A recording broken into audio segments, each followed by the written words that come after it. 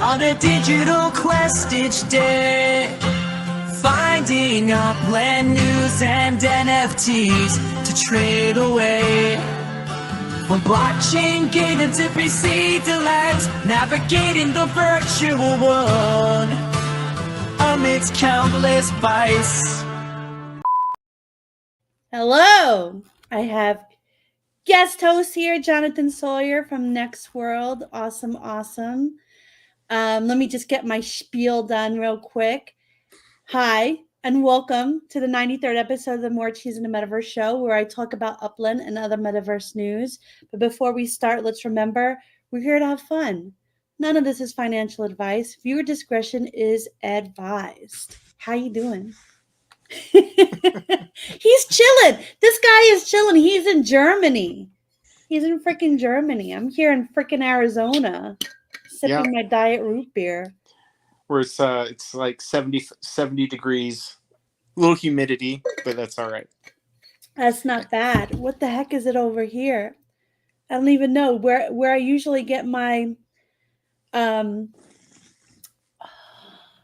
my temperature. It says weightlifting. I guess like it's telling me the results of something. I don't know. I don't keep in touch with anything anymore. 105. Hot dang. I'll join you in Arizona mid-September. Then I'll be back. Yeah, the fall and winter here is quite lovely. Although it did rain a lot yesterday, and even though I say 105, it is actually quite nice outside. Oh, anything under 110 when you're there and used to it is let's go out and play. I know. Yeah. Yeah, it's funny because like hey, Shaq. That's exactly it. I've been here for like going on August 21st will make it will start my 5th year here. And I go outside and I feel so energized by the sun. There's no humidity. I like it. It's nice. You get used to it. I would say Arizona is my favorite state to live in. Oh, how many states have you lived in? 3: Nebraska, California, and Arizona. I've only been to California once, and I was 5 years old. I went to San Diego to visit my grandparents. I don't really remember anything but Disneyland and a jar of olives. My grandfather yelled at me over a jar of olives. Yeah, but that's neither here nor there. I grew up in born in Nebraska and then grew up in Ventura County, California, and then moved to Arizona in the crash of 2008, and then been in Arizona ever since.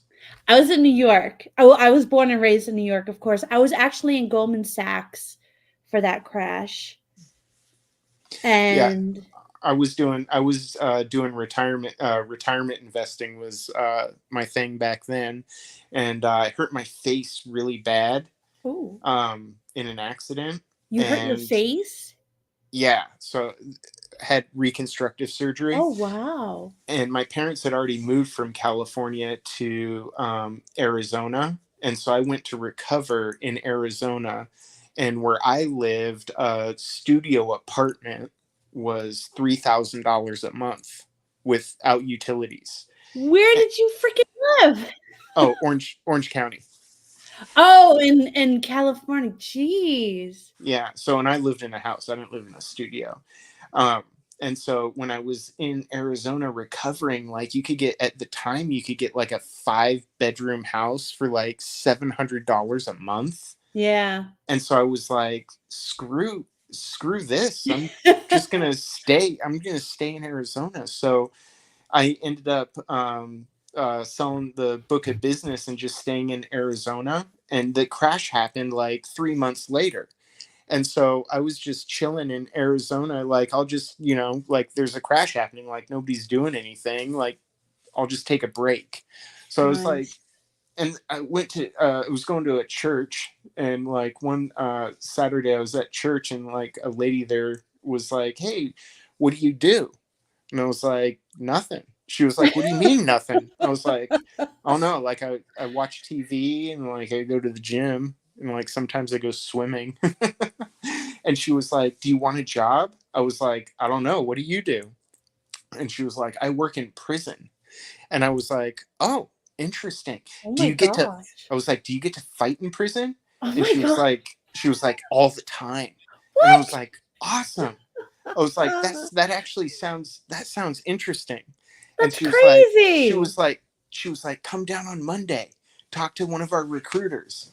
And the reason she was so gung-ho is I found out later that they were giving $600 bonuses to officers that referred people to the job. Anyway, so I Wow. went down and talked to a recruiter, took the tests, like right there, passed all the tests. And then they did like my interview, like while they were fingerprinting me, right? And then the recruiter, Assume the position, they're patting you down. So, what was your last job? yeah. And so then the recruiter looks at me, and in all seriousness, he goes, you do know you're doing strip searches with this job, right? And I was like, what's a strip search? And he was like, it's exactly what it sounds like. You have to look at naked guys. And I Do you was have to like, put the glove on with the vest? I was like, whoa, whoa, whoa, whoa, whoa. You're telling me, let me get this straight. Break this down for me. You're telling me you're going to pay me money to look at naked dudes? And he was like, yeah. And I was like, sign me up. Oh, yeah. Anyway, so then I worked in a prison. I worked in a prison for like promoted, like I was a sergeant for 9.5 years for the state. Wow, good on you. Look at that. Yeah, and then my finally my wife made me quit. And I was doing banking as a supervisor there. You get like a cell phone. You're allowed to carry a cell phone. And so I was doing banking at like the same time on the side. and then my wife was like, you need to quit, because I was getting in too many fights. Like she didn't like Really? that. Oh yeah. I had 3 bones broken over there, like 6 Wow. screws put in. I got stabbed in the neck one time. So it was a wild time. Then Yeah. then we had like a kid, first kid, and my wife was like, you need to quit. Like, I can't handle this. Right. Yeah. Yeah. And I'd so be the same. I was like, fuck it, I'll just go into bank, or, just start banking again. So then I've been doing banking, ever since. So, but that's my Arizona, like, what do they call it? Origin? That's my origin story. Your origin story. That's an awesome origin story. Mine is quite boring. Yeah. That was a great story. Do you get to fight? I get to at least see naked. Did you have to do like the inside search too? Oh, dude, strips. I have seen so I don't many even want to dicks. talk about upland. I just want to talk about this now. I probably would see about, so there were some days I would see like 100 naked dudes, 200 naked dudes. And it was funny because you have to look up the butt too. Like you have to Yeah. squat and cough. And Oh like my they would, gosh. it's embarrassing, right? It's embarrassing for like the Yeah. person that's naked. And so they'd Yeah. kind of like do these like little half squat, like, and I'd squat down with my like little flashlight, like pointing right there, and I'd be like, cough, boy. Come I want to see the inside of those ribs. Oh my god. You ever like try to get them to laugh while they're doing it, or is it just tough guy all the time? Oh no. No, everybody liked me. I got in a lot of fights though, because I talk a lot of shit. So, Man. every now and then, like, you gotta like throw down because of something. Like, if you get drugs off a dude, like, you have to fight them. Like, they have to fight, otherwise they'll like get killed by the gang, because they didn't Oh, I defend. see. So they have to like put on a bit of a show to But show there's that like, they didn't like give it up yeah, so easy. like sometimes to like pay a debt, like to inmate will have to like go like jump another inmate, right?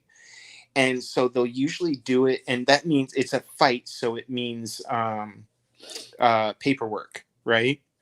So they'll fight in front of officers that like break up the fight like really quick because they pay their debt and like they get hit once, right?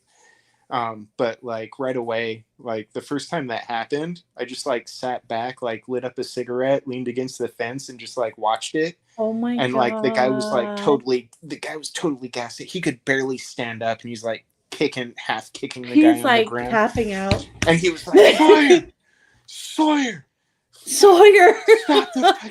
Are you gonna save this guy's life? And I Oh was my like, god, this is I was like an like- episode of like Orange is the New Black right now. I was like, no, bro, like I gotta do paperwork now, so you like gotta earn it. Oh my god. And that was like, so inmates didn't generally fight in front of me because they know they'd have to like earn it. Yeah. And And what that was it? your way of getting out of the paperwork. And I had a really important meeting like after work that I had to be at, and two inmates like squared up like 5 minutes to the bell, like go time, two Mexican nationals. And like I got right in the middle of them. They're like, Sawyer, we're gonna fight. You better get out of the way. And I was like, guys, I gotta go today. Like I can't stay and do paperwork. To do this tomorrow. And they were like pissed, and they were like, we're gonna get like, you're gonna get hurt. And I was like, listen, I don't care if I get hurt, then I have an excuse, right? I was like, but I'm gonna do overtime. I'm gonna do overtime tomorrow night, and you're gonna be sleeping, and I'm gonna come in your cell and break you.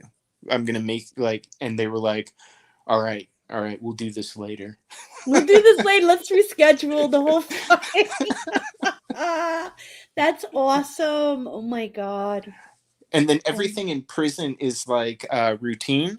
Yeah. And so like you're doing your checks. This is when I was on graveyards.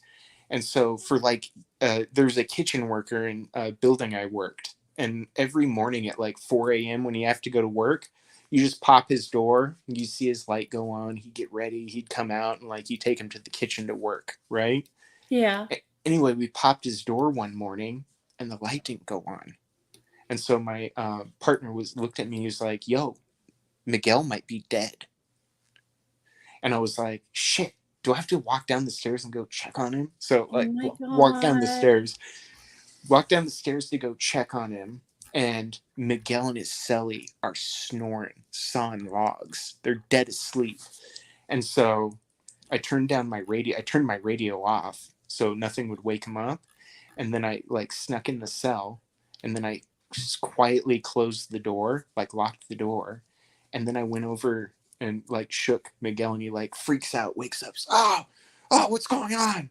Oh, Sawyer, how the fuck did you get in my cell? And I looked at him, I'm like, what are you talking about? He's like, I always wake up from my door. My door isn't open. Why isn't my door open? How'd you get here? And I was like, Miguel, whoa, Ramirez, like, calm down. I'm a wizard. I thought you knew this. I thought you knew. I put on my wizard hat and clothes. I was like, I don't use doors. And he was like, what the fuck are you talking about? I was like, don't worry about it. Get ready. And my partner didn't know what was going on, right? So then I turned towards the door, take a step towards it, and the door pops open because he didn't know what was going on, and he was trying to open the door from the computer. And I was like, I'll see you in 5 minutes out front. He said, I'm a fucking wizard. Wow. That was awesome. Yeah. Anyway, I got prison stories for days. We'll do it. We'll do more. We'll do more every time. We'll do a different episode. We'll have to do like a whole segment, prison stories with Jonathon Sawyer. It just sounds so like roll off the tonguey. Yeah, that's those are all the G-rated ones. We'll up the ante every time until we get to the really crazy stuff. More cheese in the metaverse after dark. I like it. I like it. Behind bars.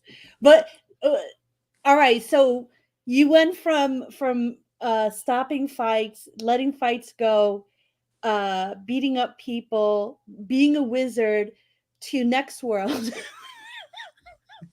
I had to make the introduction awesome. Like So, can you give us an overview of Next World and its relationship with the Upland Me metaverse?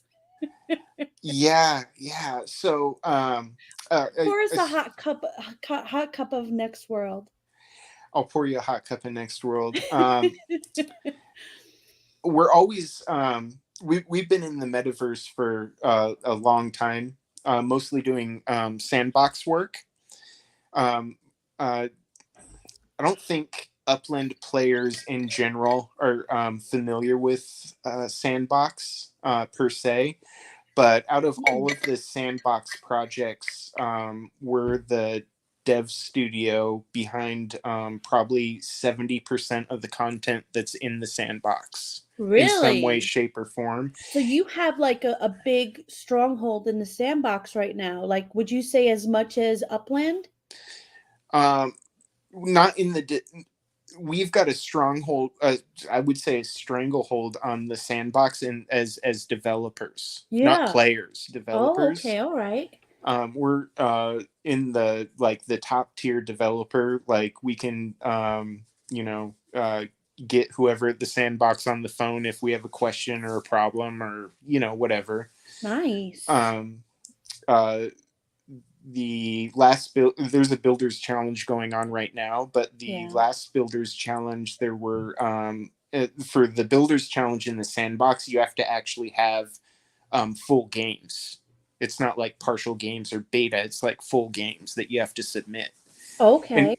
anyway, last builders challenge there were over 700 games submitted, and we Wow. submitted 4 games, and our games won first. We won first, third, and fourth place. Wow. That's crazy. I know you mentioned something like this in Genesis Week, but Mm-hmm. I'm not going to lie to you. Like, I was probably high the whole time there. I strapped the camera to my head and I recorded everything so I could watch it later. But I didn't do that, of course. I did edit it, my video, whatnot, but I do remember you saying that you won a contest in Sandbox. I didn't know it was first place. So Yeah. that's awesome. First, third, and fourth. We only lost second. We didn't get second place. Screw that second place guy. What the hell is his problem? So yeah, we I share a lot of stuff on the Upland Next World Twitter X profile, and that's basically all the public stuff that we have. We do a lot of white label stuff where the in game production and game development in the metaverse, there are like studios, right, that release a game, but they didn't actually do any of the development work. They hire us. We do the development work, and Ooh. then they release it under their studio name. Wow. So that's why I say we have about 70% of the content, but it's not a public 70%. Like there's a lot of white label stuff. So that's kind of like I call it like scheming because it's not doesn't feel like very honest, you know. Well, I mean, you're still the creator, right? Oh yeah, You're no, it's still great for creating. us because we're Yeah. the ones making money, right? Because they Yeah. pay us to do it, so it's great for us. Anyway, just that's a little funny trick in game production is the production studio may have not had any part of producing the game that is under their label. So Cool. anyway, going into Next World and Upland, I started playing Upland. I think I was a visitor in like December, like late December 2019. And then I got my Uplander status like in January of 2020, back when it was, if you ask Wow, me, 2020. yeah, it was a long time ago. Yeah, I'm 2021, so I thought, I was old, but I know there's people who were there a year before me even. Yeah, so it was back in the day when like somebody had asked me like what I was doing, and I'd be like, turning green squares blue. Yeah. That was it. Green squares to blue squares. Anyway, but it was always the potential that it could turn into something more, and it eventually did evolve into a platform as opposed to just a game itself. Because Upland's a game, and as a game, it has like a lot of different aspects, like racing and treasure hunting and different things that you can partake in. But Yeah. now it's an expansive. It's expansive, and what I mean by expansive is that when you build on top of, and this is one reason why I think that Upland will attract like AAA developers. As soon as it gets the visibility, is in the sandbox you have to buy land, right? And the land that you buy to build your game or experience on is literally a box that you're building in, right? And you can't go outside that box. And land in the sandbox becomes, as you want a bigger and bigger like game, land for your game or experience, the land price is exponential, right? Whereas when you're building on top of Upland, they don't limit you like that, right? Because Sandbox is trying to, that's their business model is land and like server space, right? And their system, they got a great system. But when you build on Upland, it's expansive. They don't have those limitations. So you can take part in the Upland infrastructure without being limited by space and budget concerns. So building our vision for Next World in the by the time it gets near the final iteration for what we're envisioning right now, the build, if you were going to pay a studio to build it, the build is about $160,000, right?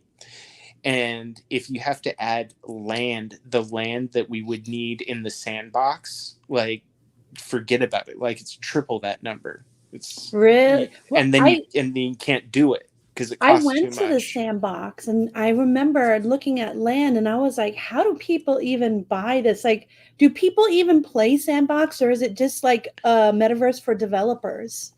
No, people do play the sandbox. It's a metaverse for players and developers and brands, Because right? I feel like that's what Upland has over the sandbox.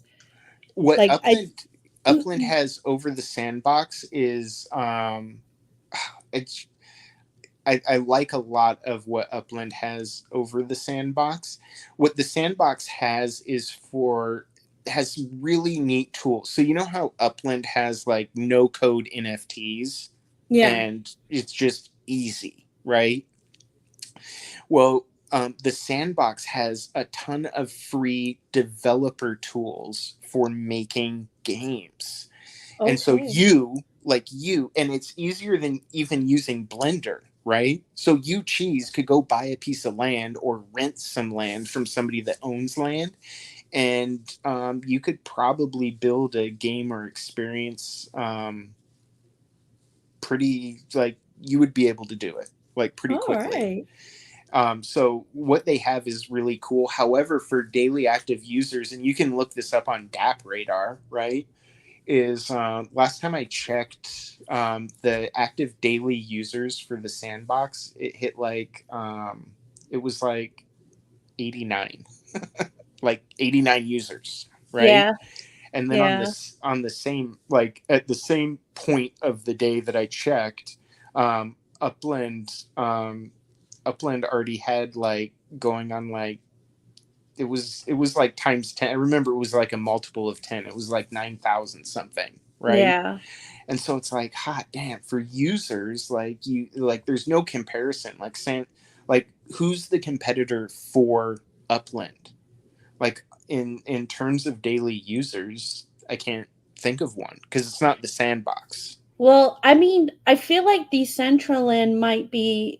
might be close No, before, like back in the day, but in regards to new metaverses coming out, there are kind of cutesy things in the works like pixels and stuff like that.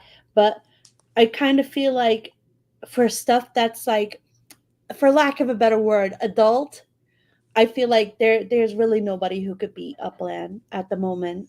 yeah, they've got every other place has a long road to get Oh to yeah, the active daily users and active monthly users that Upland has. It's the momentum or that they've already built up is just, it's a behemoth. yeah, So the goal is to create for Next World is to create a platform where we can easily add games and experience. So Next World's going to be what we would call a layer 2 on top of Upland's layer 1. hmm, And then it's really, we started out the vision, we were working on it before they even announced the hackathon, so it was just really good timing. But very good. Yeah, we were envisioning some building a platform on top of Upland, um, where we could build all of our own games and experiences that we wouldn't be able to fit in the sandbox.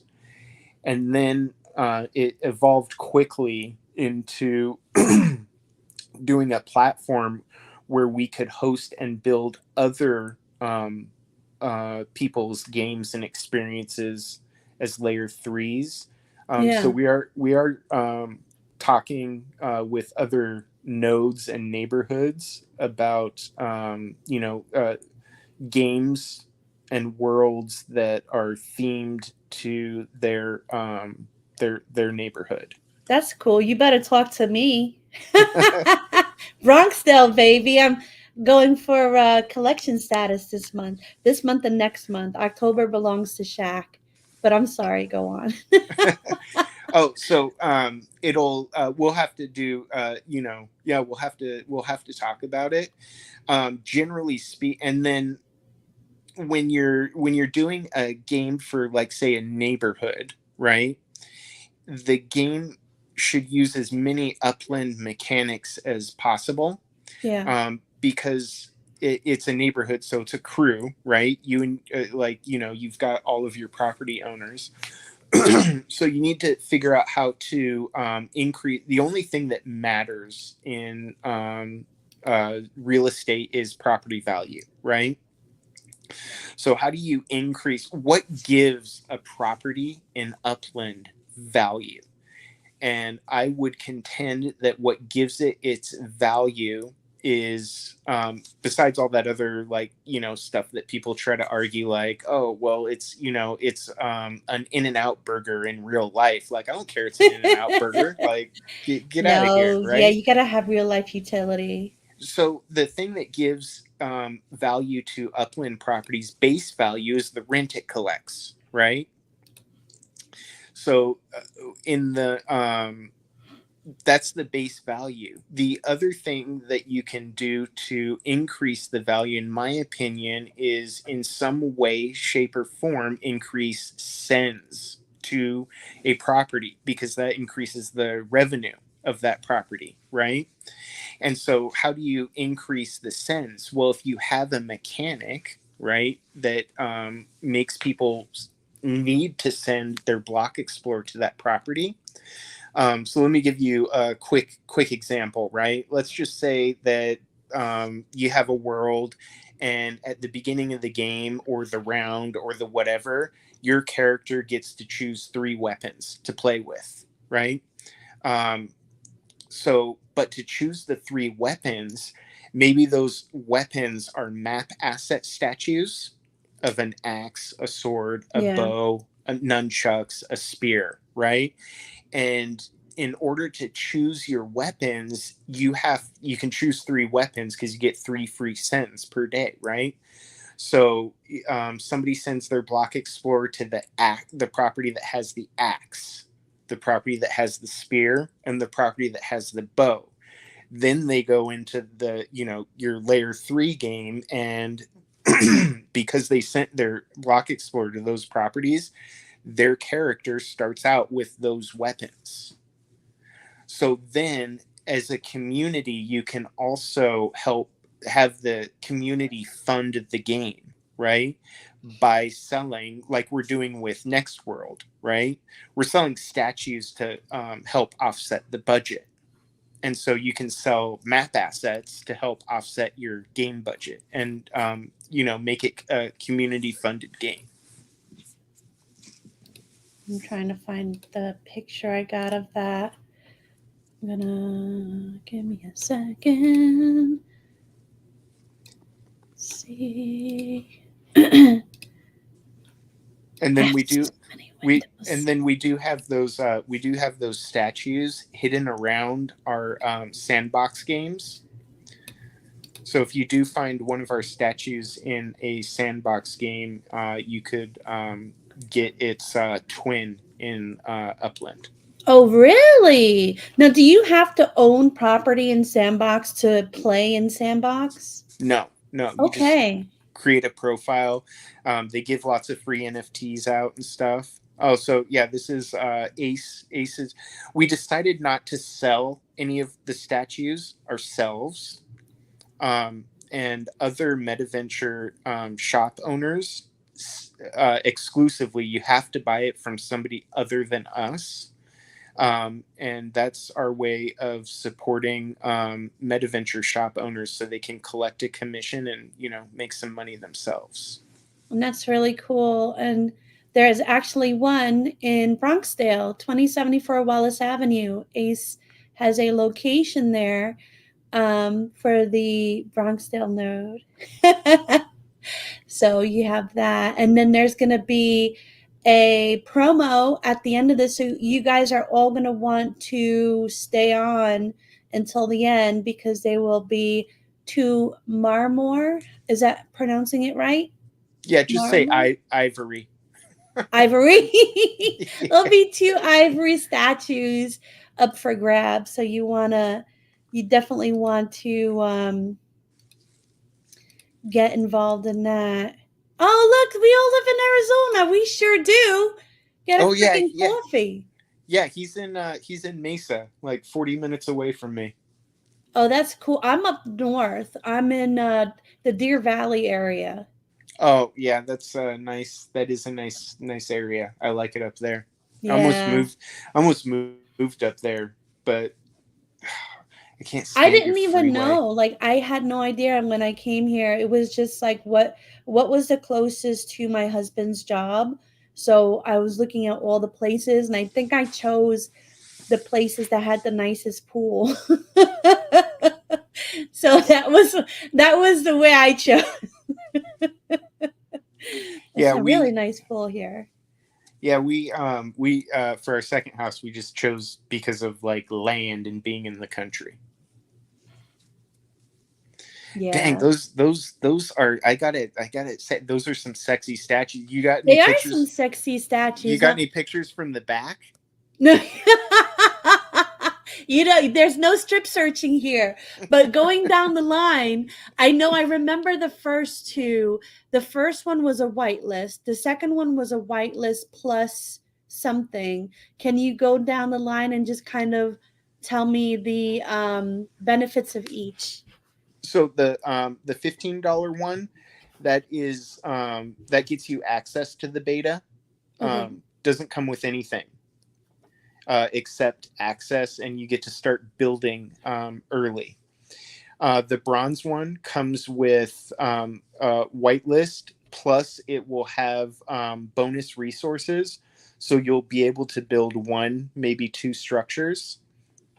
The silver one comes with some resources and a structure, I believe.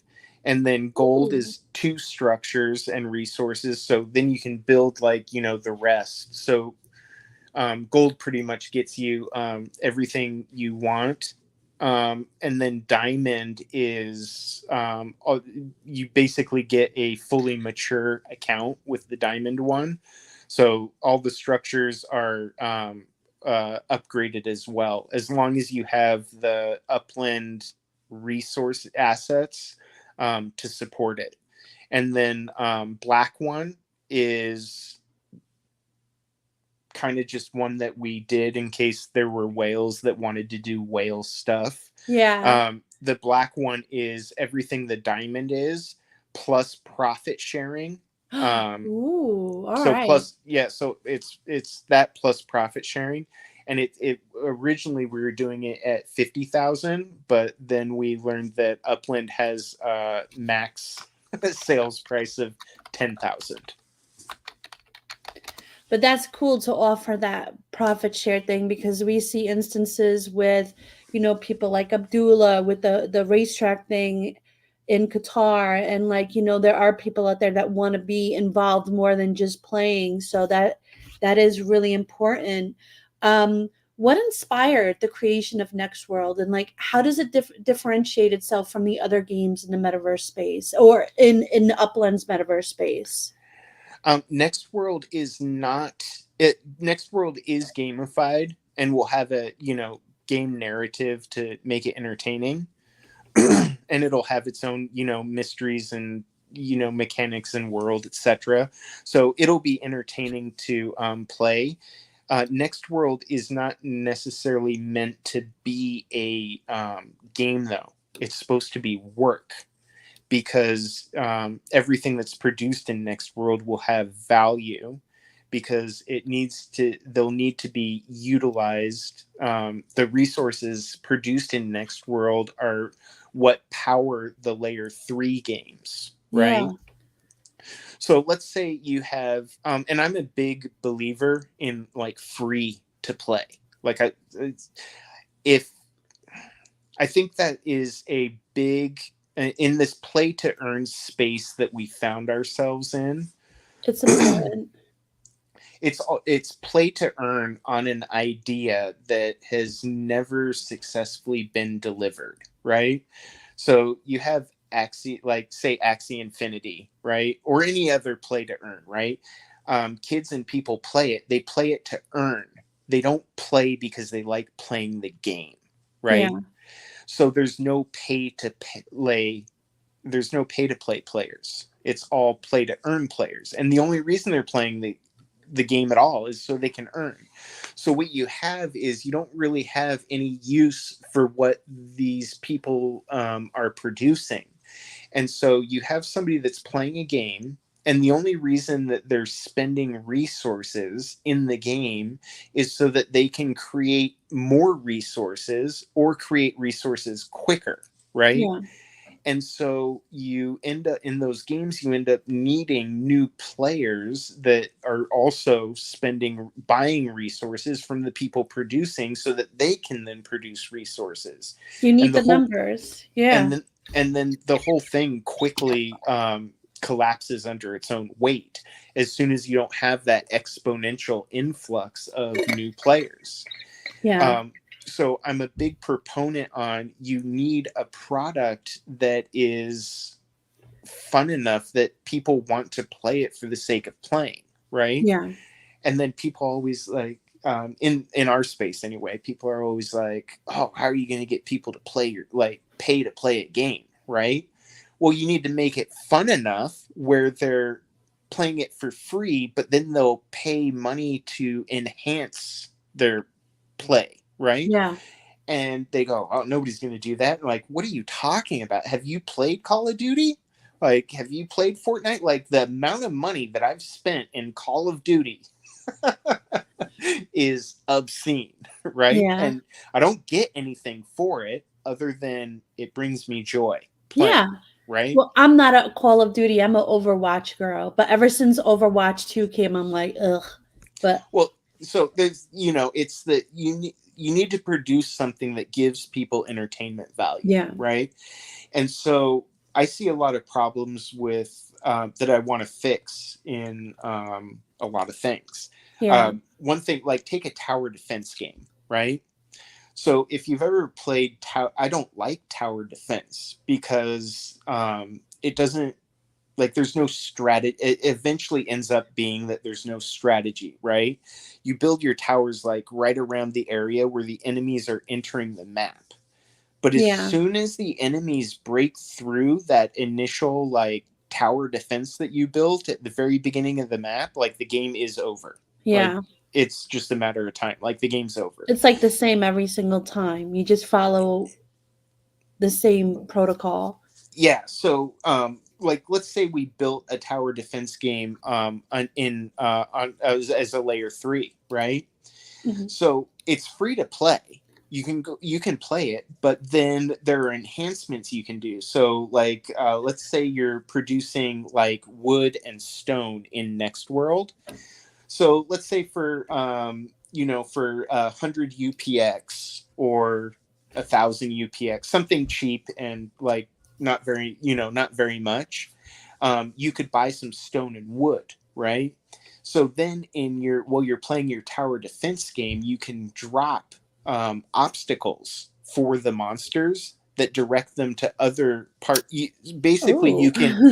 you can reset that entry point somewhere else on the map because you dropped some obstacles, right?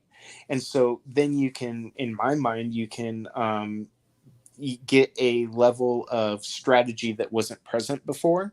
Mm-hmm. And then also you're giving a resource sink for the people that are producing stone and wood in Next World. Now, I need to ask you, because I'm sure this is a question on everyone's mind. How will upland assets integrate into the gameplay of Next World? So it's all, and this is what I tell people that are, because there is a certain population in Upland that bitches and complains about, their Everything. properties. Actually, you're correct. Everything, right? They bitch and complain about everything not having the value that they think it should, right? And so my question to them is always, what are you doing to add value to the Yeah. things that you own? Yeah. Because if you're not adding value to the Upland metaverse, you're essentially, even if you are actively playing, you're a passive investor, you're a silent partner, right? You're at the mercy of everybody else that's adding value. And then it's like gambling. Did you buy the right things to add value, right? Yeah. In the So right places. I'll give you an example, like totems. Like they may be totally worth something like later, right? But if I had a bunch of totems, which I don't, I have one because I don't really want like that. Like you do some of those guys in the feeding schedules. Like it's like you're feeding a totem like every 15 minutes when you sleep. Anyway, so if I had a bunch of totems, I would want to add value to the totems beyond the value that they have, right? And so in Next World, maybe we have a very rare and scarce resource, and let's just call it mana, right? Uh-huh. So we'll call that was me half an hour ago. Like, oh shit, they're live. Anyway, let's call it mana. And the only way you can produce mana in Next World is if you have a mana pool.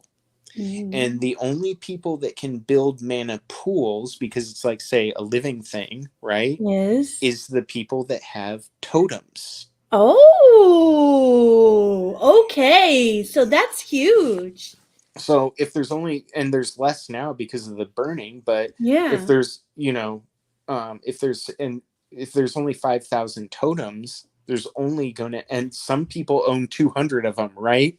Yeah. So there's only going to be a max of 5,000 people in Next World that will even have the ability to produce mana, right? And probably less than that because people own multiple totems. And so mana will be something that is like, say, hard to produce. And it gives, if people want to produce it, they have to go buy a totem, right? creates demand. That And is when so cool. Like, it's demand good goes to know up, that like totems are gonna have like a big, presence in next world. Like, I'm intrigued. I was intrigued, but I'm like more intrigued now.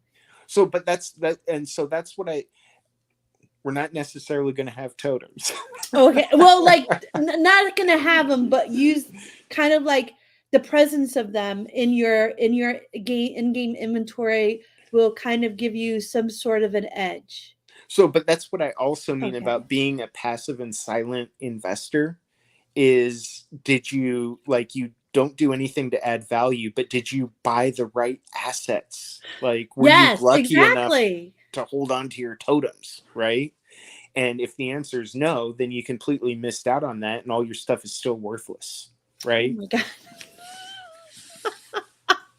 You're worthless. So, yeah, Sorry, whenever go ahead. anybody complains, it's like, what are you doing to create value? Like, you got to create demand. You got to, like, limit supply. Like, if you want something to have value, like, go buy all of that thing and then create some demand, and you're the only one that has it.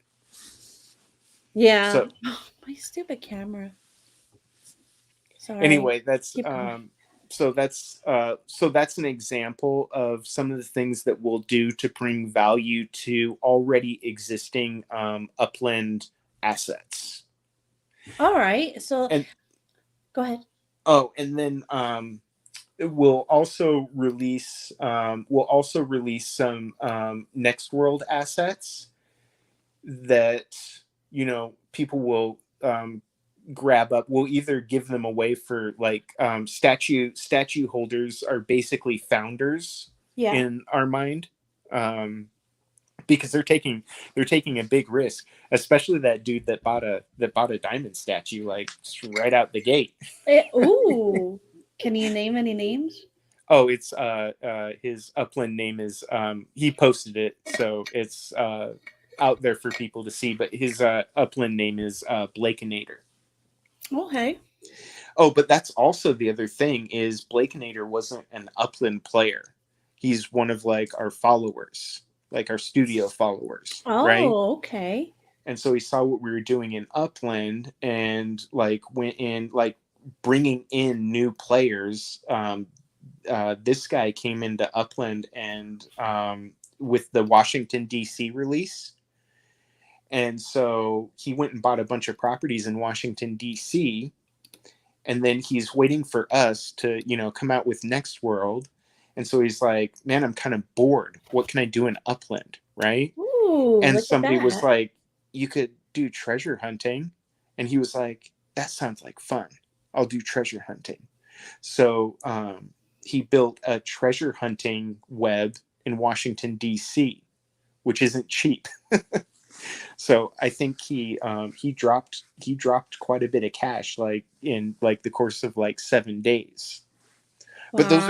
that's the type of people we need to, like, be introducing and bringing into upland that Yeah. benefits all of the current players. Yeah. Let me ask you a question.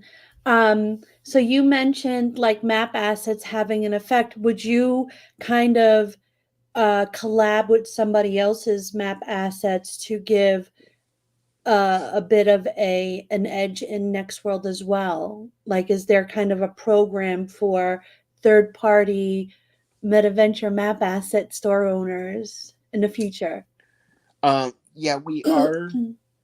I have talked to a couple of people that do their own map assets, and most people that are in MetaVentures are in nodes, like, Yep. active, right? The MetaVenture owners are like that's your more active upland player, right? Yeah.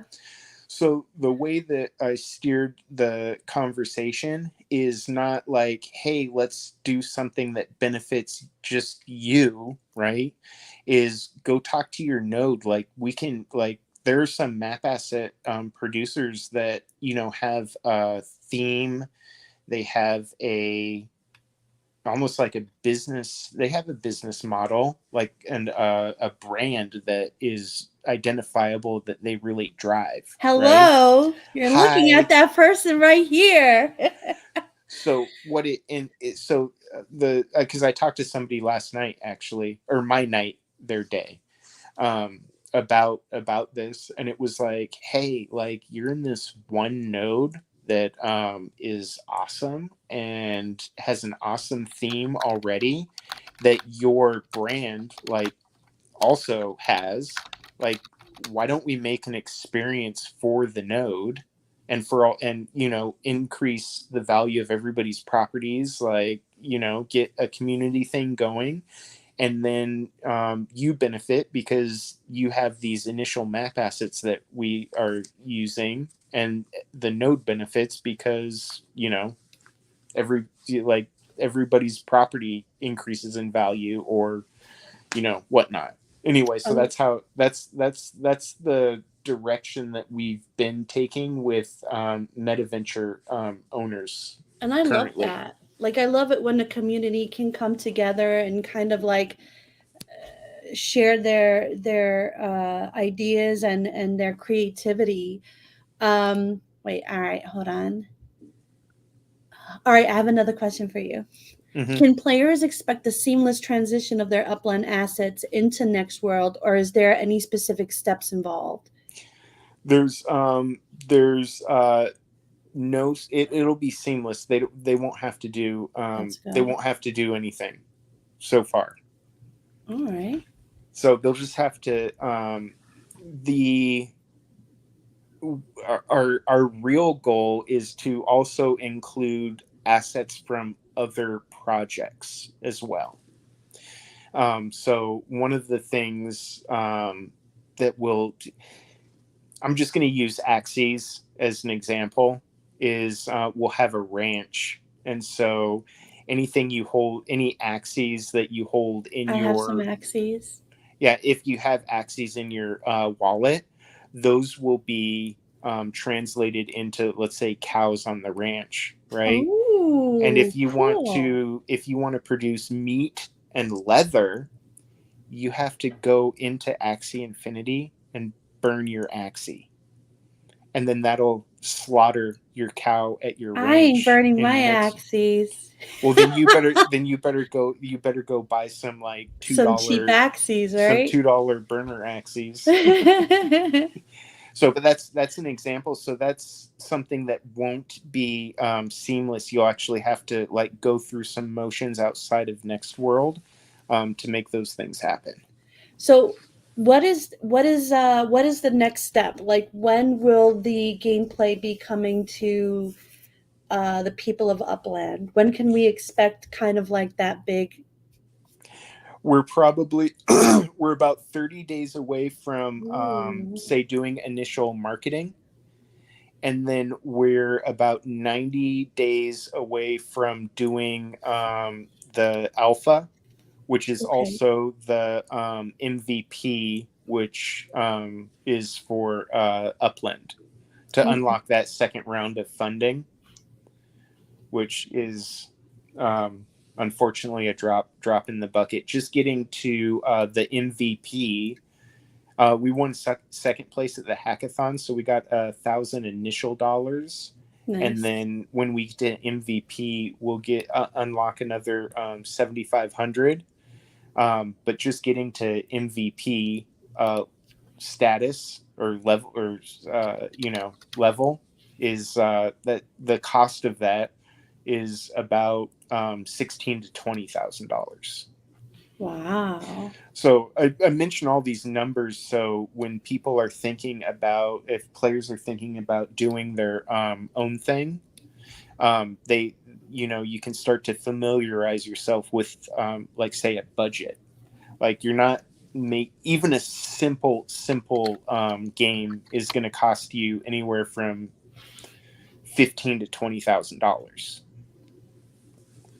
That's crazy. I mean, but you got the way you think about, like, I'm working on a layer 2 with my husband, and I've been working on it for like maybe a year and a half already. And like I'm still kind of like pushing it for, like, I wanted to do testing like during Genesis week. And then I'm like, okay, August, okay, September. So it's like I know how hard it can be, and it's just the two of us. So it's like that's crazy. Like the No, time that's put in. yeah. So for all these like say any team that only has like 1 to 4 people behind it, like say you and your husband, that's a huge undertaking for next world. Even going from like when Genesis week is now, like project that like another 90 days. That's like 16 developers working on it. Yeah. So to bite out, like I can't even imagine like trying to move next world forward with like say 4 people. Yeah. Yeah. So that'd be wild. That'd be some wild stuff. Yeah. And so when you're paying these developers, like, money like just like flies out the window. So, all right. Let's see. Speaking of the Oh, team. Oh, go ahead. I will say we're gonna do two contests for statue owners. It's like a free to play contest. Like you don't have to buy a statue, but statue owners will have a significant advantage. Ooh. So like if you have a say an ivory, that's like 1 entry. If you have a bronze, that's 2 entries. If you like, share, and comment like a Twitter post, that's 1 entry, etc. Right? So if you don't have a statue, you can get 1 entry just by sharing the say Twitter post, right? But we'll be raffling off a rare 1 of 100 sizzle season passes. Okay. And I think I looked up the exclusive, like it was the 300 mint, and those were going for like $200. And so I think the 100 mint like is probably worth a little bit more. Wow. So Yeah. we'll be raffling off 1 of those, and then we also do go-karts in Upland as well. And so for the raffle that we'll do after that, will be a free go-kart design for anybody that wins. So you can send us your design for a go-kart, and we'll produce it for you. Well, we're giving away 2 ivories right now. Awesome. Awesome. So let's do it. People, come on. All you have to do is wait. Let me just start collecting comments. Hashtag next world in the comment section. You could do this in Twitch. You could do this in Twitter. You could do this in YouTube. So from any of those, you will be able to get in on this. So we got J Roman there. Shack Attack. Oh, Shaq's going for number 2. Oh, we were kicking around this idea. If you do collect, like say somebody is winning these contests, if you do collect 3 of a lower series, we will upgrade you. Oh, cool. All right. So basically, if you collect 3 whites, or even if you bought 3 whites and upgraded to a bronze, like you save $5. That's pretty cool. So people get in on this. What are you doing? There's 4 people. There you go. Hey, Picasso, I haven't seen you in a while. Good to see you, my friend. Hashtag next world. It's 22 people watching right now. Get in on it.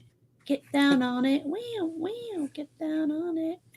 If they're anybody like me, I'm trying to figure out how to comment right now.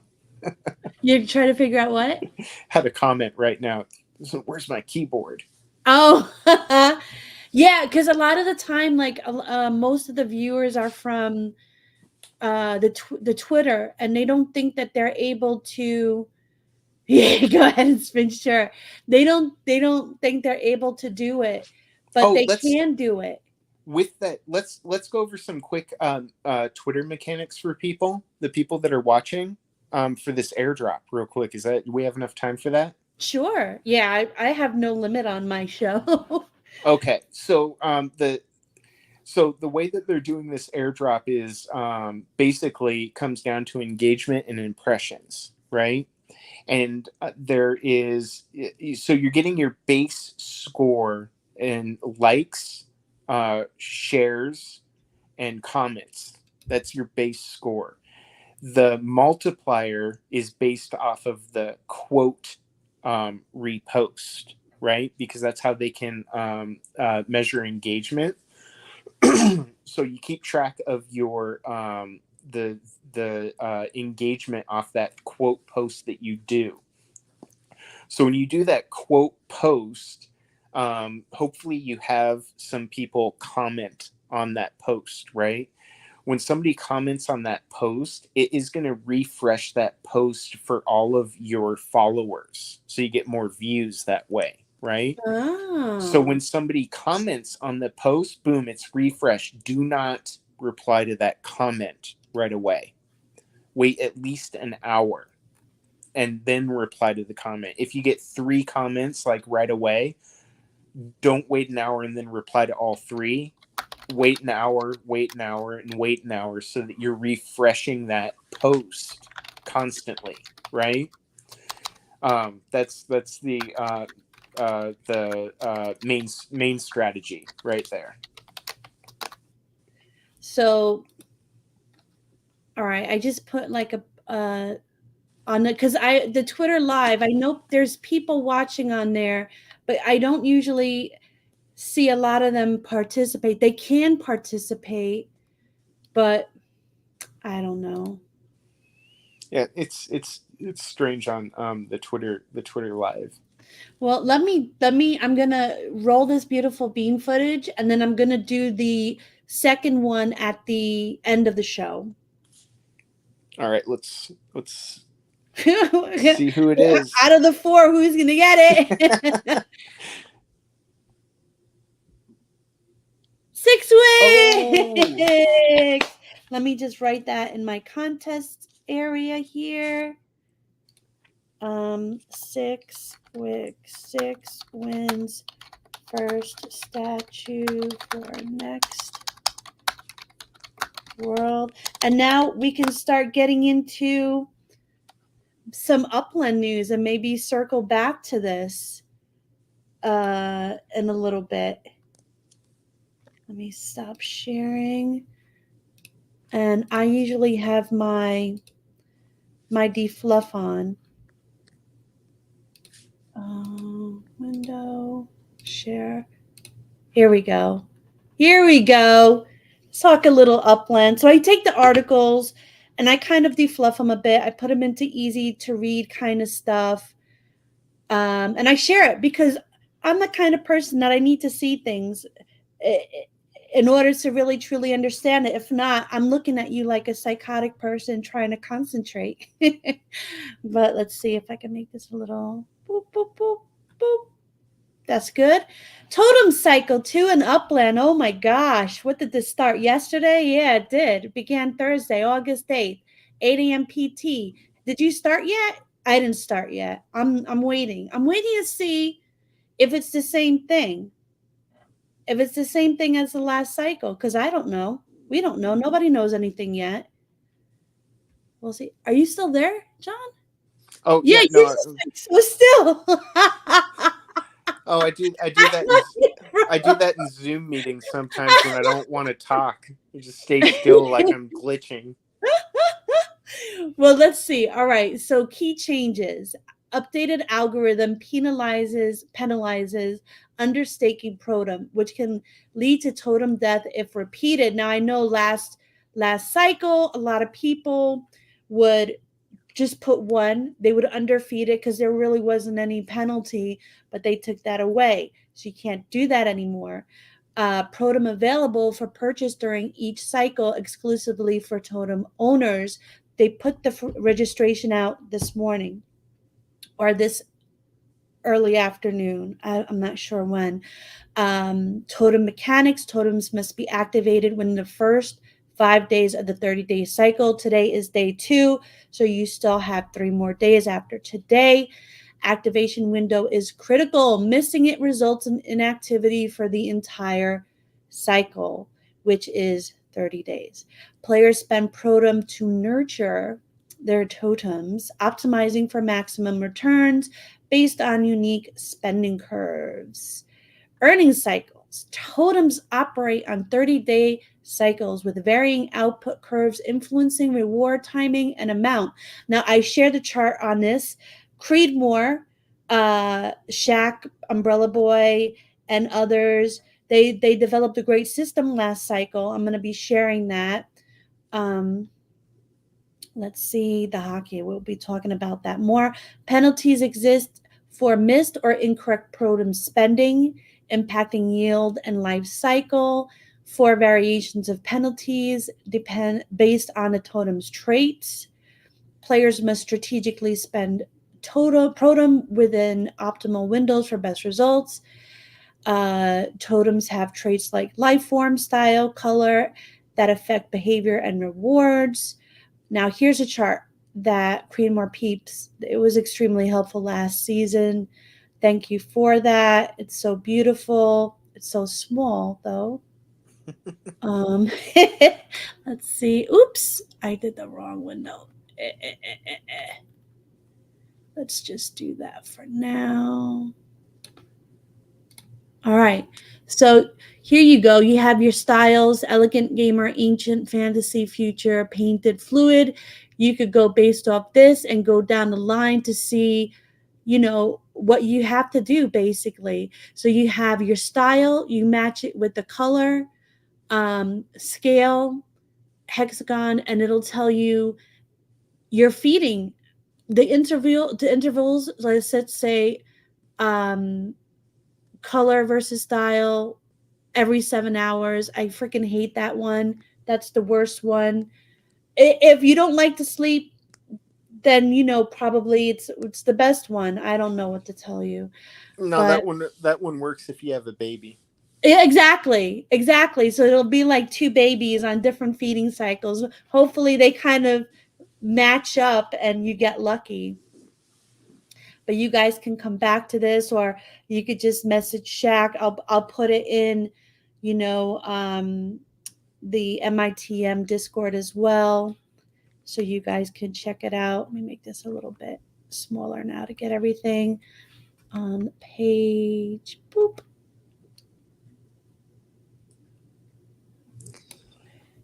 Here we go. All right, miscellaneous, like just some notes. Inactive totems can earn rewards, and selling a totem mid-cycle transfers any uncollected totem to the new user. Taking nanny applications for my baby python. Sir Ness did that. You should contact Sir Ness, Das, because I think he did a really good job last cycle. Alcatraz users cannot participate in totem spending. Registration to purchase Protem from Upland Store just became active today. And I did some research. The prices for Protem this time are the same as last time. And if you new people are here, you want to register, click that little yellow square in the top right of your Upland screen. It'll open this window. Go to this tab right here, and you'll see you can register for these amounts. So small. 10,000 UPIX will give you 80 Protem, if that's correct, because it's small. 50K UPIX will give you 300 or 5. I guess I should make it a little bigger. 500. And 100,000 UPIX will give you 1,100 Protem. Expensive, but I mean, you never know. You don't know what's going to happen with Protem and STEM and life. So figure it out, people. Let's see. Oh, I got a message. Oh, she gave me some new information. I messed up all right. All right. So there's some corrected ones. I'll share that later. And I'll share this on my site. Thank you so much, Shaq. You guys are awesome. Of course, definitely. Shout out to anybody who makes my life easier. All right. So that's that for the totems. Well, is it the same? Is it different? Well, I guess we'll see. Did you start it? You said you only have one, or you don't have any. No, I have one. You have I've one. Did you got start it? a red shark, my Red favorite. shark. Yes, hell yeah, I started it. You started it already? We don't get any badges. There's no badges. I don't care. Mine I started it because the shark's easy. And I'll buy that that Protem too. Even though I have 5,000 from last cycle, I'll still buy it because you don't know what it's gonna be worth, and you get to keep it. So like, and I'm besides having the red fluid shark is like depressing because it's a hockey stick. Oh yeah. And so you're getting like 14, like the bottom, and then it like goes. you have to spend like 70 every like feeding, like it's 67 every feeding, and you're only getting like 15 back for like 25 days. And you and lose then a lot. Yeah, and then at the very end you get like 500, 800, 1,300. But still, like, getting there, it's a drag. It is a drag, but it's when you do finally get there, they're big earners at the end. So you definitely make up for it. I have 10,000 Protem from last cycle. Freaking Shaq has 20,000. That's crazy. Like, I almost don't want to mess up the Protem I have, but we'll see. I'm gonna definitely do my Dragonfly. My Dragonfly is gold, right? I have a gold. It's 1A, 9A, or some garbage like that. It's my freaking best totem. I love it. I love it. So we'll see. I'm gonna start that one tonight at a time that I know I'll be able to go to, maybe 8 p.m. or something. Who knows? But we'll see. We'll see as the days go by if it's the same mechanics, because we don't even know that. Like, we don't even know if it's the same mechanics, but we'll see. New gamified earnings mission for Sizzle season and seasonal sparklet airdrops. So now this information came out on the 31st, but it's important. It needs to be recapped. And it's also has to do with sparklet seasonal airdrops. So I'm just going to go over this again real quick. Oh my God, that's so hard to say together. Sizzle season dates runs from August 1st to September 15th. Mission overview, 15 tasks in total. You only have to do 12 for maximum rewards, right? Before you had to do all of them. Yeah, that's really cool. These are the tasks. Log in 25 days, log in 7 days straight, mint 3 properties, apply any sizzle ornament for at least 3 weeks, complete the construction of 5 structures, burn exchange 3 items, referral, buy 3 items from a meta venture. That one was so easy. That was my first one. Connect your Upland account to Chapter 2 airdrop. Most people should have that. Visit 5 different visitor properties, paid send. Travel once via a car between 2 cities. Bring Sparklet any amount into Upland. Participate in 2 staked races. Participate 3 public multiplayer races, car to cars. Receive a badge to your profile. Now, choose what you want. I'm probably only going to do 5. I'm not an overachiever like most people upstanding. Scroll up. You've got more than 5 that you can do in there. Sure, but I'm not going to get to 12. Oh, hell no, I'm not going to get to 12, but all you need is 5. So in my opinion, you do 5, you get the usual amount, your 14 point something, or you do 12 out of the 15 and you get the max rewards. No, there's another reason to just do, like, say 8, or to go over 5 but do under 12, which is that that's isn't there a The spark next part, bonus? the Yeah. gamified earnings. Yeah, the seasonal sparklet airdrops. I'm getting to that. I'm getting Okay, to okay. All right. that. So yeah, so you choose which ones that suit your play style. You can view all the leaderboards now in the Upland Discord leaderboards channel. I did write this morning, my show, so they did update the leaderboards channel in the game. There wasn't any information there this morning, but there is an actual leaderboard channel in the Upland game now that you can check out as well if you don't have access to the Discord. Now, gamified earnings. Completing tasks increase your earnings multiplier ranging from 1.2 to 3.1 times. This season, you can choose to complete any 12 out of the 15 to get the 3.1 multiplier. This will boost your earnings for the next season to 15.2. Multiplier determines UpX earnings for the next season. Now, as Jonathon was saying, the seasonal sparklet airdrops are a new thing that they have now. Airdrops occur twice per season for players holding sparklet tokens. Multiplier for airdrop amount based on sparklet held and missions completed.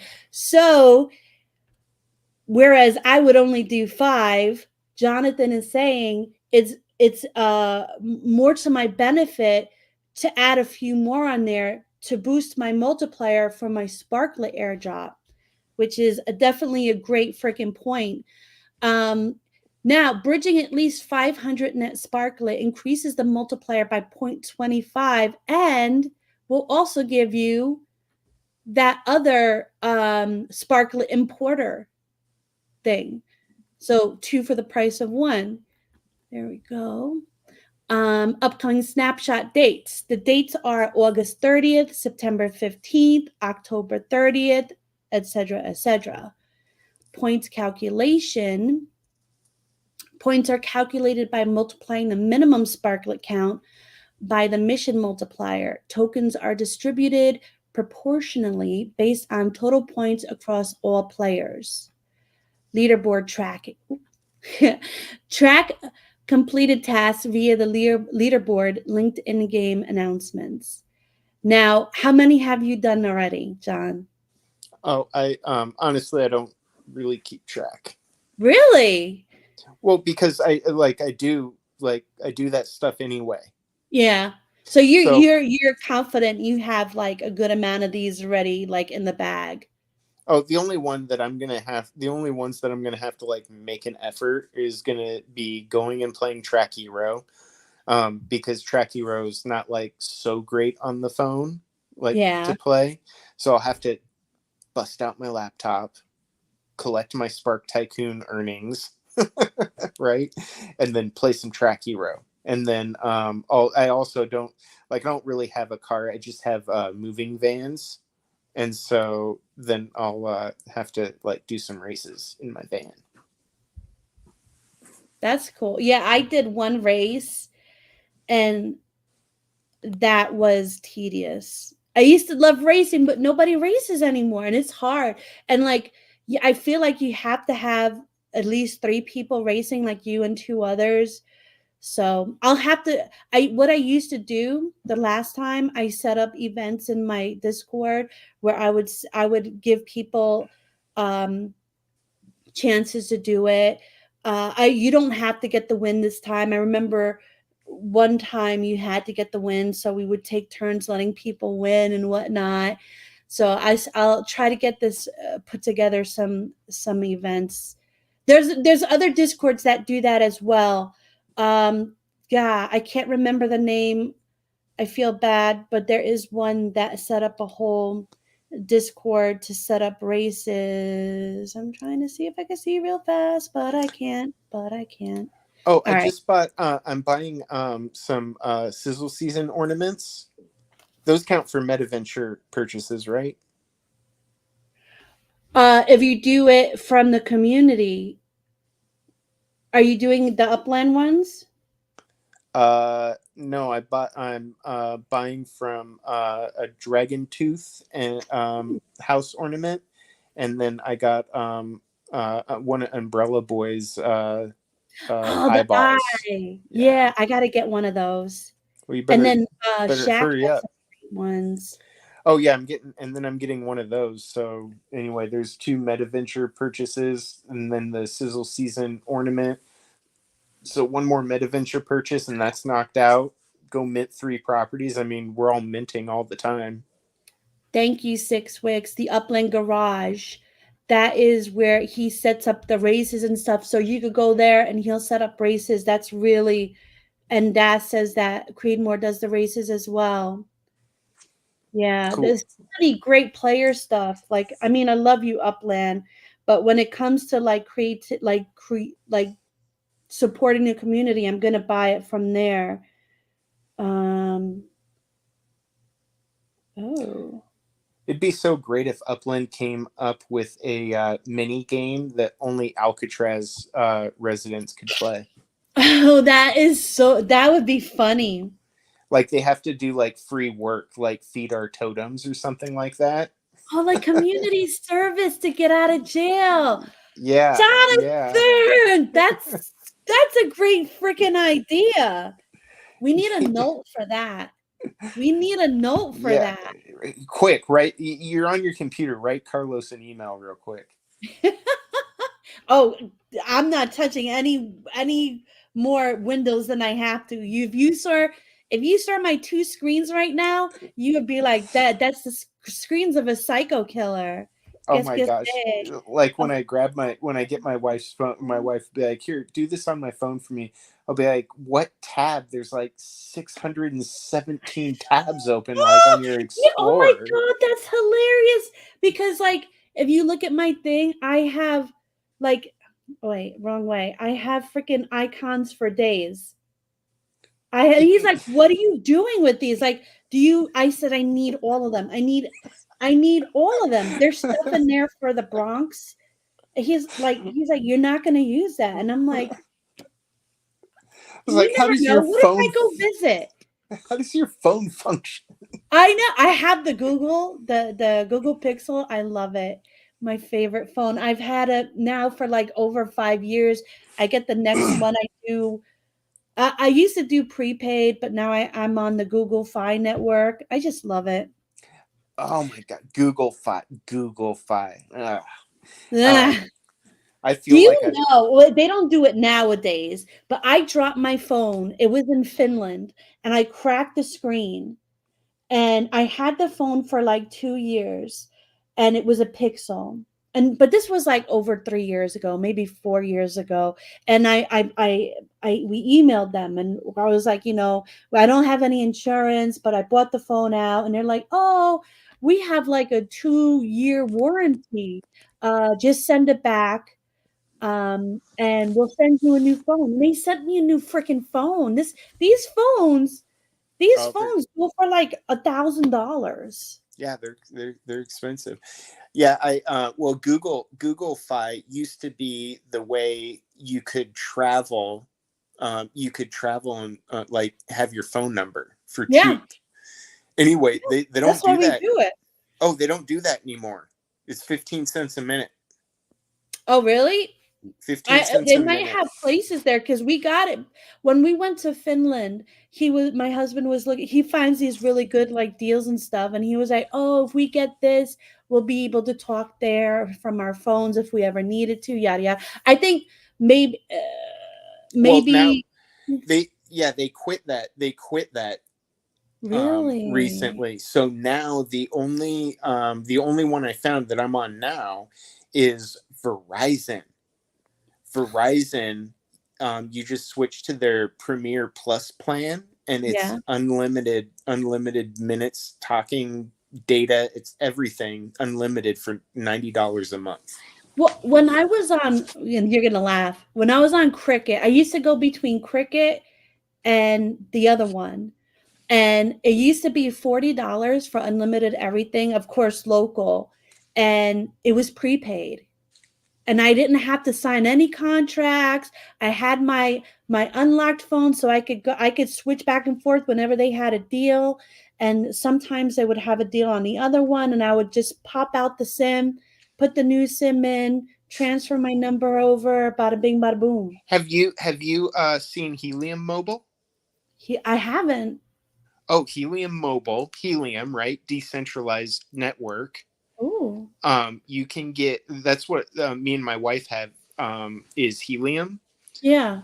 And so you turn on your data, you turn on your like data sharing or something, Yeah. because Helium tracks their coverage through your phone, like what you're connecting with, and they reward you with their cryptocurrency called mobile, right? What? And then you can pay your cell phone bill with Helium with your crypto that they gave you for free. So we actually haven't had a cell phone bill in like 9 months. Do you have a referral link you could send me, dude? Like, Yeah. yeah, Oh, check it out. I'll wait for you. I won't do anything until you send it, but I'll definitely look into that because I am all about that. Like, so it makes the deal that they have right now is it's only $20 a month anyway, right? yeah, But you earn like $60 a month in the mobile yeah, token. So you just get like solar. yeah, so you get $40 extra that you can send to your Phantom wallet, I have one of those. swap for USD, send that to your Solana USDC to your Coinbase, then send the USDC ETH to your MetaMask and swap it for Sparklet. Good.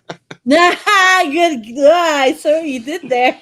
Yeah, there you go. Nice. Nice. Yeah, I'll definitely look into that. Send me the information. I'll look at it tonight or tomorrow. Yeah, Um, yeah, I got it's a coupon code, so it'll give you a $5 credit towards your bill. oh, that's so cool. Yeah. Send it, Word up. baby. I love stuff like that. Now, here, were you able to build any of Hell these? yeah. You Hell yeah. did? I missed out every single time. I How do set you a miss freaking out? alarm. How do you The miss only one out? It's I'm all gonna get, day. the only one I'm gonna get is this one because it was only one day. Well, I know, but how do you not log in like all day long? I don't. You know So what it is? I built number 1, 2. I couldn't get a property big enough for number 3, and then I also built the rest of them. Well, you know what? These aren't supposed to be everywhere. I know people were complaining, but they got big properties for the big Dude, structures and they got little properties for the smaller number structures. number 5 is a behemoth. That is a monster structure.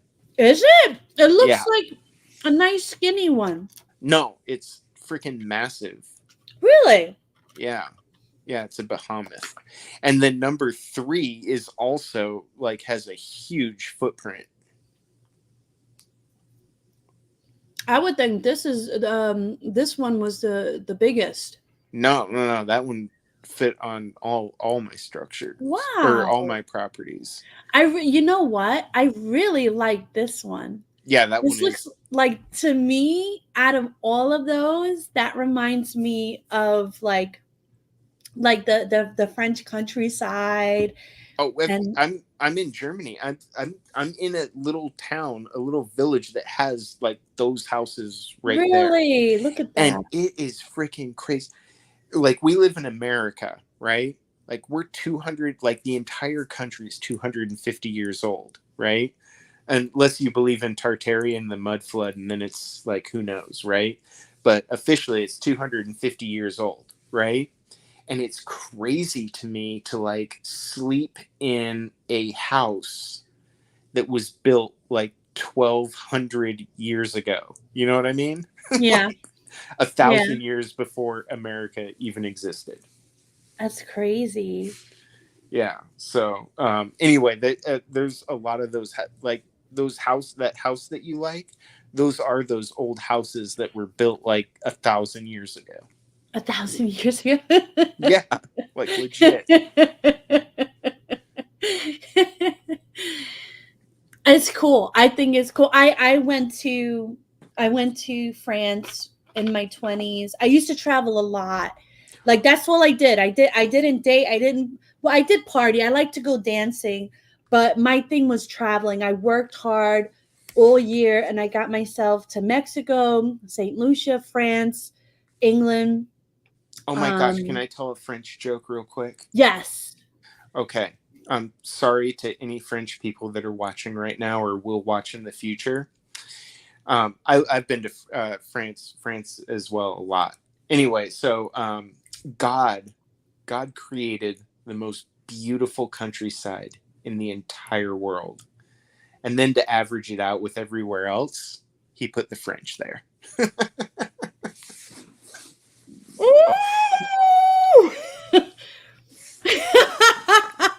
Oh no. You know what's funny though? You know what's funny? When I went to London before I went to France. And I stayed in London for 2 weeks. I stayed with a gamer girl I met, right? Because I used to go to a lot of hub parties. I used to play a lot of Dawn of War, Eldar. That's my crew. Run with the Eldar. And you would meet a lot of gamer friends, and I stayed on her couch. Her family was lovely, and I found this 3-day trip plan because she had like computer setup. I used her computer internet, and it was 150 euros for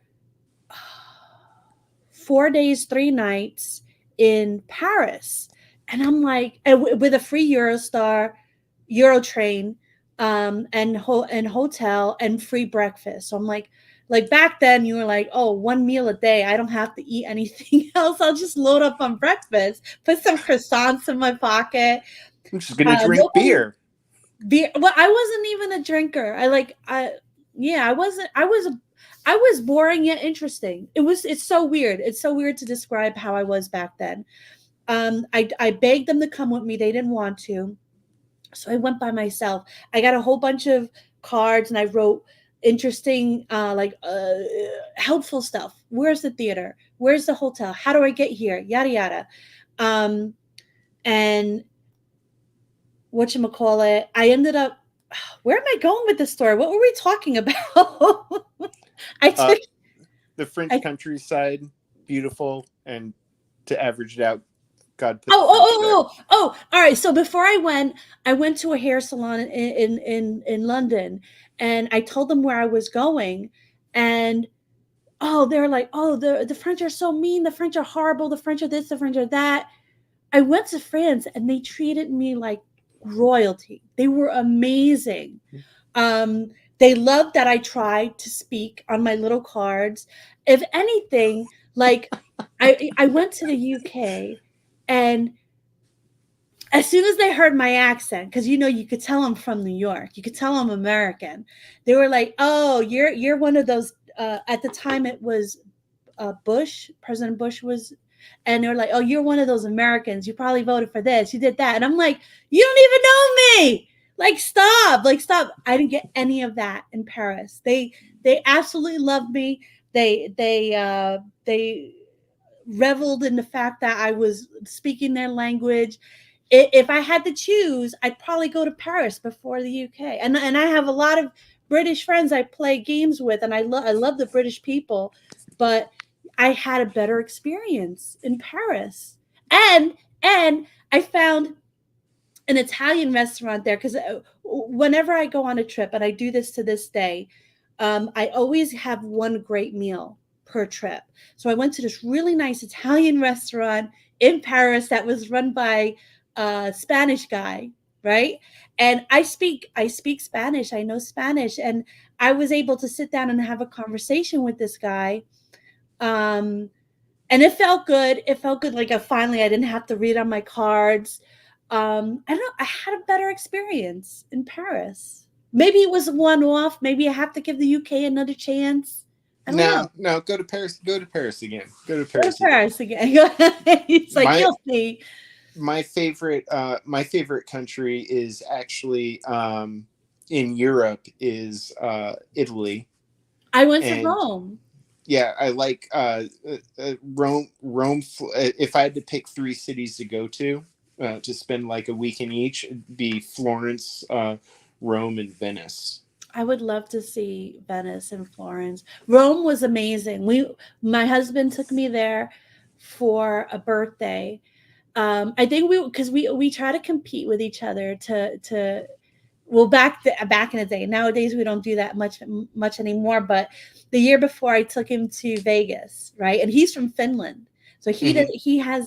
he came to New York to see me, and then like next year I took him to Vegas, and he was in heaven. So the year after that, for my birthday, he took me to Rome, and I always wanted to go to Rome and sit Naples, Napolitan. My grandma's Napolitan. And I always wanted to go there. We didn't have enough time because there was so much to see in Rome. But yeah, I would love to go back to Rome as well. You could walk to everything. We didn't have to take transportation. We didn't have to take a cab, only to go to and from the Oh, airport. and We walked gelato. everywhere. Gelato Gelato, we had that every day. every All my day. pictures Yeah. from Italy is me eating gelato. Yeah, I would have multiple times. Every street corner, I'd have pistachio gelato. I loved it. Oh, I Banana love gelato, mango. pistachios.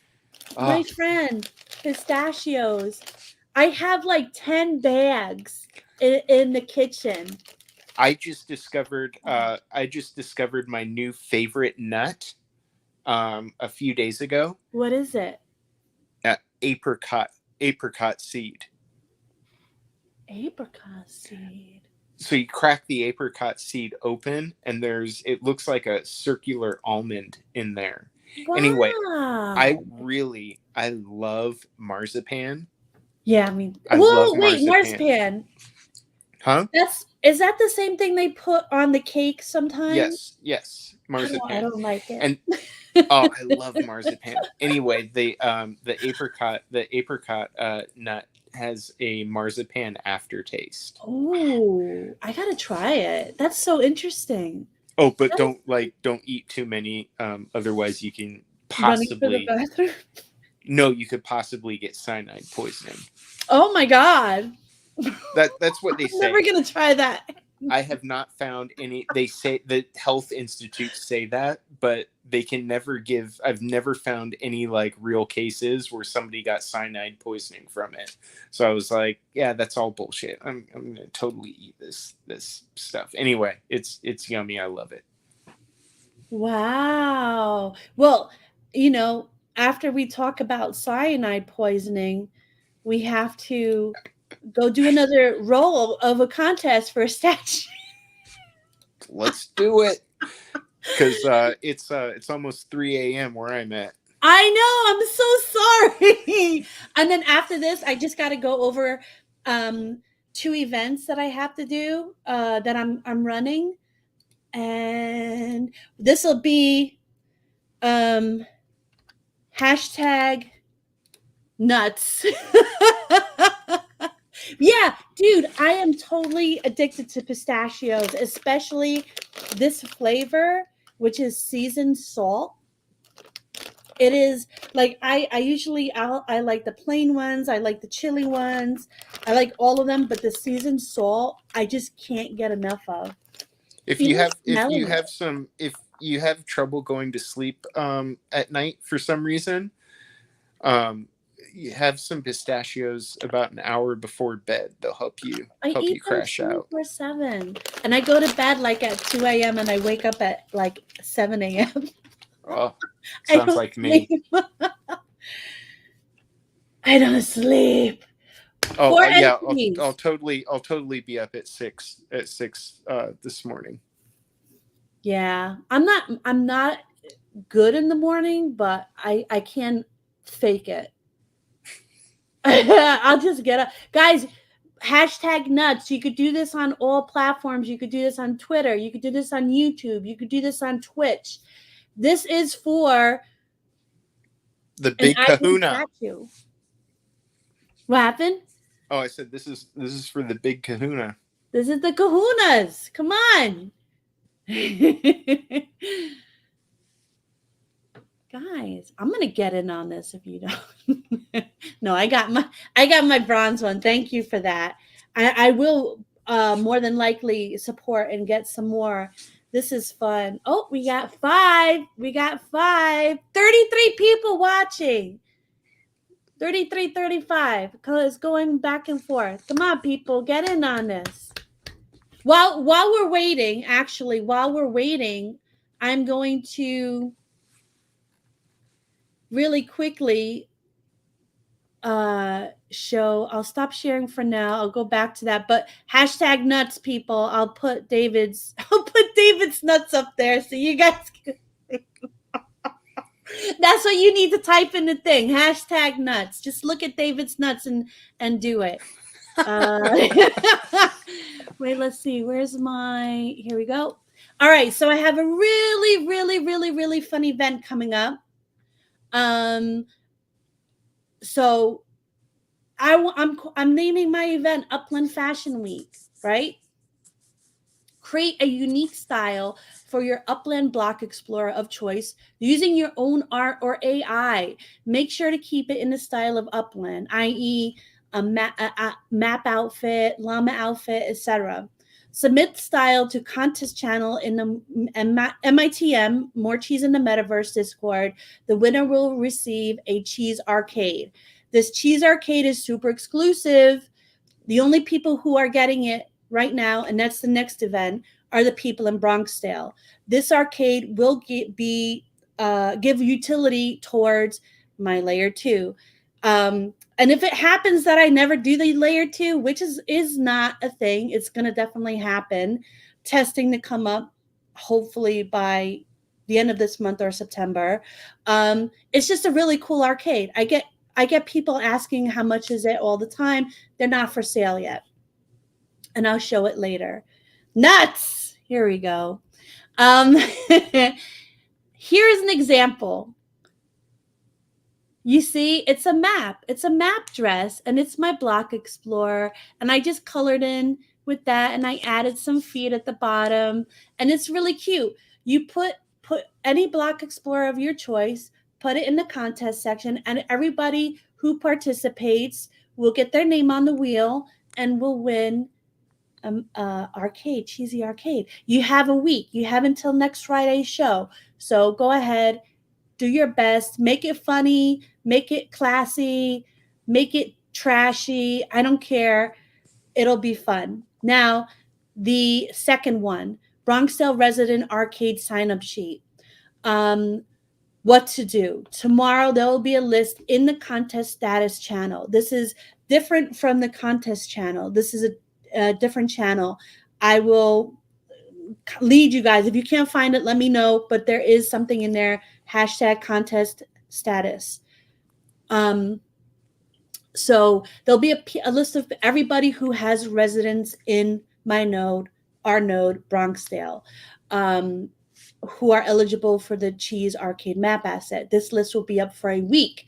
It is up to those eligible to type cheese in there to get their names on the wheel for distribution. Those in Bronxdale get dibs on mints 11 and above before any are given out. Why do it this way? So I thought about it, and the reason why I'm doing it this way is there's 71 residents in Bronxdale. The reason why I'm doing it this not everybody is active or playing anymore. I don't want someone to hold a spot for an asset while not being active. So let's say number 11 goes to someone who hasn't played in months, right? That's going to be on hold. I don't want that. What if there's a person who is eligible but not in the Discord? Anybody who is a resident is eligible no matter what. If you see someone on the list who is eligible but is not in the Discord, you can let them know, and they can contact me directly to let me know they're interested. Other than that, they'll unfortunately miss out. And there's nothing I can really do. You have to, being a resident in Bronxdale is huge, and I appreciate it, but it's not enough. You have to watch the shows. You have to be a part of the Discord, or you have to contact me directly. I think those are, not bad. Not bad. Let's see. All residents of Bronxdale who follow these steps will have their names rolled for the Cheese Arcade after this week. If you contact me, I'll make arrangements to get the arcade out for you. It's not like you're going to miss out completely. If you contact me 6 months down the line, the only thing you'll miss out on is the lower mint number. That's it. And some people like that. So it's going to have a utility, whereas it gives you a bit of a percentage in the game, a higher percentage towards the game I'm creating. I haven't talked about it yet. I'm waiting for testing. We'll see. So there's no expiration date on when a resident can claim an arcade. This is just done to make the mint distribution fair. So we have 6 entries. Let me go back to the other window. Share screen, window, NFT, nuts. All right, only 6 people, you guys. Hashtag nuts. You sure? You want to get in on this? Come on. Going once. Going twice. Boop. Let's see. Does 6 get lucky again? Do we have a Shaq? Do we get a Des? Do we get a Jerome? Picasso? 6 weeks again! One more. So you know what you got to do, 6? You know what you got to do? You got to go and buy another one. You have 3, and you'll get that upgrade by giving those into Jonathon. Slackers don't win. That's what a winner says. That's what a winner says right there. Good. Congratulations, bro. Good job. Yeah, you have been. You're amazing. All right, Thanks, let me Jerome. stop sharing that. I just have one more thing to do. I'm going to do one. I just got to find the window. Where the hell is the window? Come Tab on. number 246. There it is. There it is. There she is. All right. All right.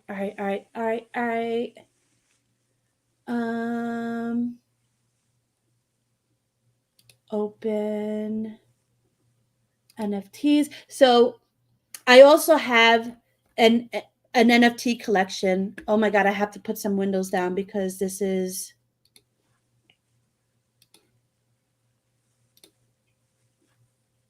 Hold on, I'm so sorry. So, I'm so sorry. All right, it should be getting good now. I hope. Your computer must be a workhorse. Yeah, I have the best. I have like a GTX NVIDIA 3080. I just have to get rid of some of these windows. You know what? Let me get rid of that. Yeah. All right. That did it. All right. Cool. Present, share screen. So what I do is I have an NFT line, right? My NFT art, my pixel art, and anybody who buys my NFTs, they go on this wheel. And it's not if you own the same of one schema, you have to own several schemas to get multiple names on here. And if you win, you get a map asset of your choice, excluding, of course, the cheesy arcade. So I try to give, and it is a really cool song. Watch, you hear this song. Let me just shuffle. Boop, boop, boop, boop, boop, boop, boop, boop, boop.